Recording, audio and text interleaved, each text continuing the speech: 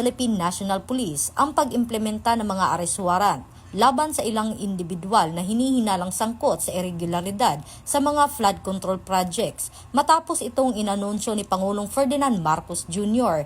noong Nobyembre 21 taong kasalukuyan. Ayon sa PNP, nakikipag-ugnayan na ito sa Sandigan Bayan at iba pang ahensya upang masiguro ang maayos at legal na pagsasagawa ng operasyon.